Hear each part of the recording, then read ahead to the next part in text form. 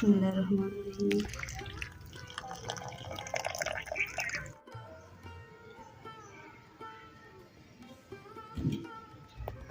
बिस्मिल्लाहिर्रहमानिर्रहीम।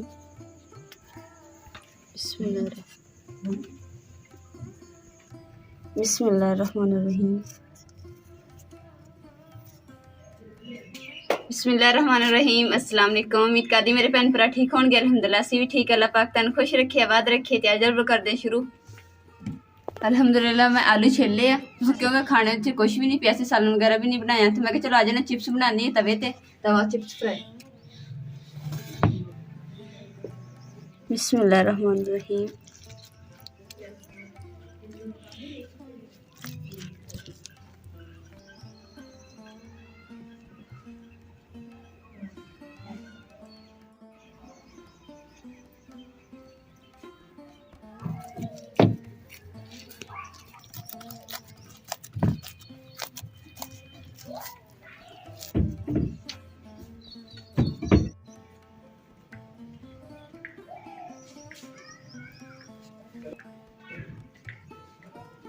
आटा मैं गुन लिया। अम्मा जी वास्ते ना मैं चाय बना, क्योंकि अम्मा जी दी ना तबीयत खराब, बुखार आ।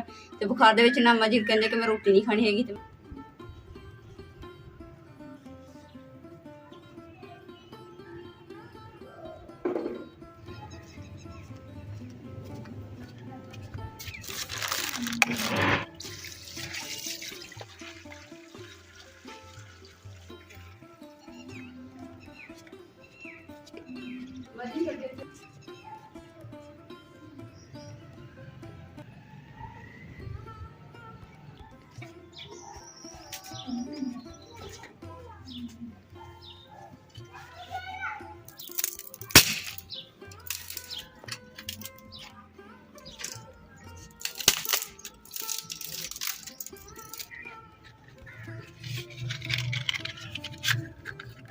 बिस्मिल्लाह।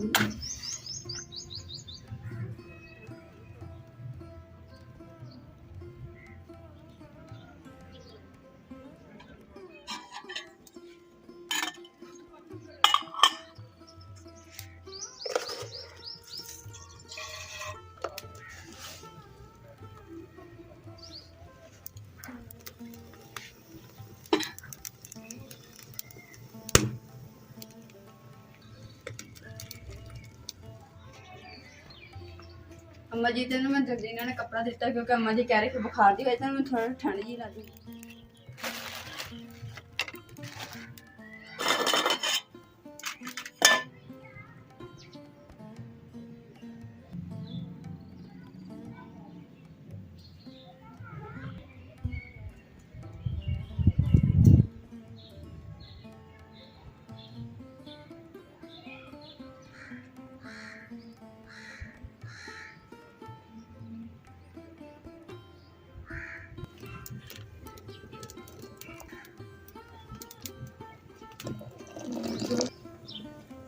बड़े च पानी पा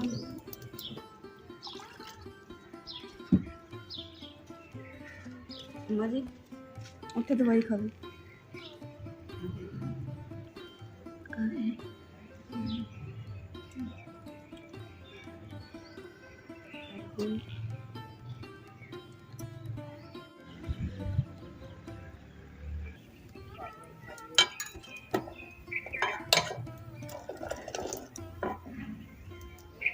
बिस्मिल्लाहिर्रहमानिर्रहीम।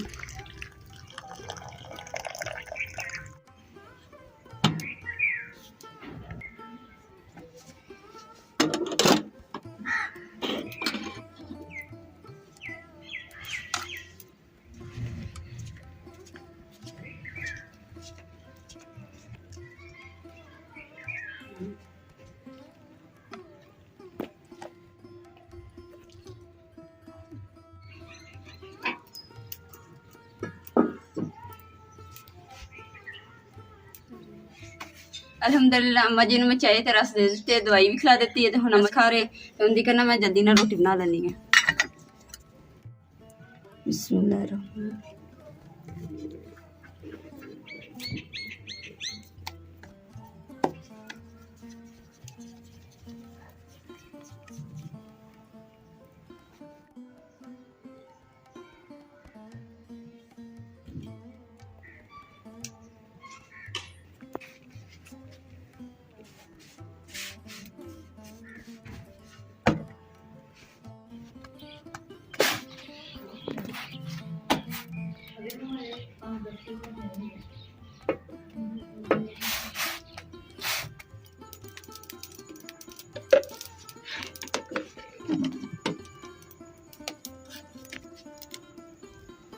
थोड़ी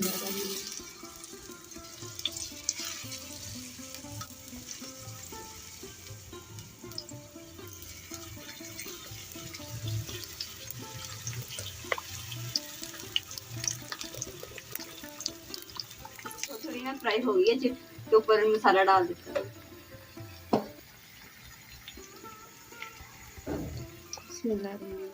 ज़्यादा मिर्च तो सिर्फ नमक, 2 चीज़ा बस पानी है, तो बड़ी मजेदार चिप्स बनती है। अग ना थोड़ी तेज हो गई इस वजह ना आलू थोड़े जे जल गए, तो कोई गल नहीं। इस पिंडा शहर च ना इदा के काम होंदे रहंदे, कभी कोई चीज़ खराब हो गई, कभी कोई चीज़ चंगी बन गई।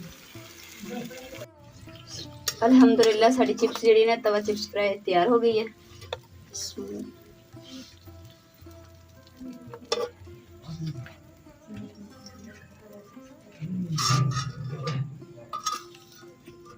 जिद्दां ही साड़ी तवा चिप्स फ्राई हुई है ना नाल ही आग बंद हो गई। बिस्मिल्लाहिर्रहमानिर्रहीम।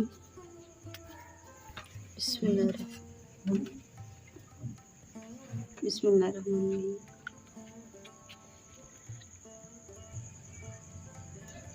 माशाल्लाह चिप्स जी ने बहुत ही मजेदार बनी है, तो मज़ा ही आ गया। अल्हम्दुलिल्लाह रात का खाना शाना खा लिया वा, तो मैं क्या हुण पोचा जड़ा ना पेक रख देनी। मिट्टी जी ना ढिल्ली है, तो तोड़ के अगर ब्रीक करके भेवांगे ना फिर छेती गल जाए।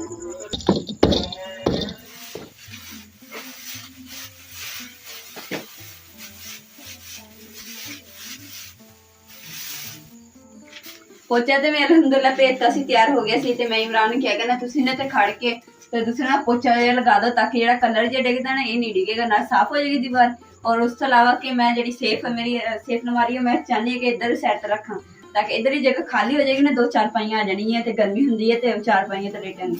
जेड़ा बैड है जेड़ा ना हुण बहुत हीट होंदा वा, ते इस ते ना मतलब बैठा नहीं जांदा। दरवाजे के सामने बिल्कुल सेफ रखी है। अगर इधर 2 एक अम्मा जी दी चारपाई आ जाए, एक साड़ी आ जाए करेगी, ते बंदा सारा दिन बंदा बैठा रहता कमरे।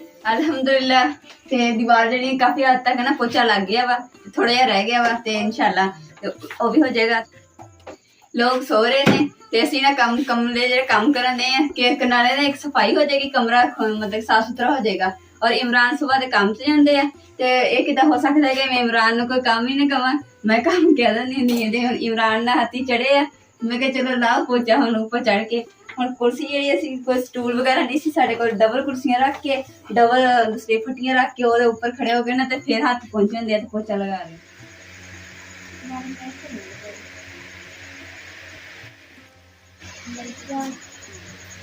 शुक्र अल्हम्दुलिल्लाह के पोचा भी सारा लग गया, तो पर पोचे की वजह से ना विंडो जी सारी ने घर ना भर गई सी।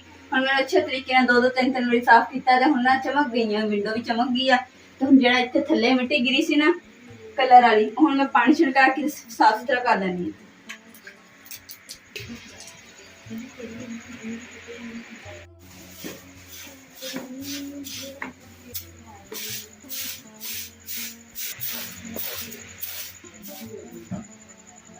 सेफ चुकन लग गया ना, ते दूसरा वजन ही बहुत सी, ते जो खोल के देखिया ना तुसी भी हस रहे होने कि खलारा इन्ना पिया, एक कि बाकी ये कपड़े राशन हर शहर रखी है। ते वैसे होंगी सेफ अलमारी सिर्फ कपड़े वास्ते, मैं हर चीज़ वास्ते इस्तेमाल की। सेफ अलमारी ना भारी सी, ऐसे चुकी नहीं जा रही, हूँ मैं खाली करके ना फिर आसानी नहीं चुकी जाएगी, तो इसलिए मैं सारा समान जो ना मैं कुछ थोड़ा थोड़ा करके बेड पर रख रही हूँ।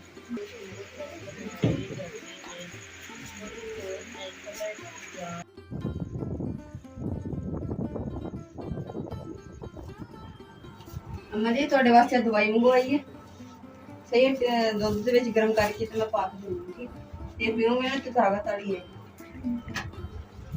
हम तो उन्होंने कमरा जो चेंज लग रहा है, क्योंकि मैं सैटिंग जी चेंज की है। तो इतने पहले सेफ अलमारी पई सी, तो एक चारपाई सिर्फ अम्मा जी की आती सी, तो बाकी बैड ते बैठे, तो गर्मी होंगी है, तो मैट्रेस भी ना बड़ा मतलब सेक होंदा वा, इस वजह से बैठ नहीं होंदा, नाले पक्खा दूर आ, हवा ही नहीं आती सी। हुण की है कि सेफ मैं चुक के सैड ते करती, दूसरी सैड ते पेटी दे नाल, ते आ जगह हुण खाली हो गई, तो मंजी आ गई, हुण सुकून ना पक्खे की हवा सोहनी आती। और माशाल्लाह के दीवार जी ना बिल्कुल साफ सुथरी हो गई, क्योंकि पहले ना कलर गया सी, तो पोचा लगाया वा, पोचे की वजह से ना सारी दीवार प्लेन हो गई। तो अल्हम्दुलिल्लाह सेफ मैं इधर ही सैट रख दी है, तो हुण नाले खुली जगह भी है, आसानी से बंदा खोल के समान समून भी कट देंदा। और अलहमदुलिल्लाह के कलर जो ना डिगेगा नहीं। इतने बैठे होंगे ना अगे मूँह तो मिट्टी रही जाती सी, हुण नहीं डिगेगी। ये बचत हो गई। अम्मा जी कहते होंगे सी कि ऐसे कोई पोचा लगाओ साफ हो जाए, तो लगाया तो हुण अलहमदुलिल्लाह अम्मा भी खुश हो गई और सफाई भी हो गई। तो अज के व्लॉग का मैं इत्थे एंड करूँगी। उम्मीद करती मेरे भैन भाई साड़ा अज का व्लॉग पसंद आएगा तो साढ़े चैनल लाइक करो, शेयर करो, सबसक्राइब करो और अपनी फैन जरूर शेयर करो। अल्लाह पाक तुहानू खुश रखिए, आबाद रखिए, अपना और अपनी फैन का बहुत ज़्यादा ख्याल रखिए। अल्लाह हाफिज़।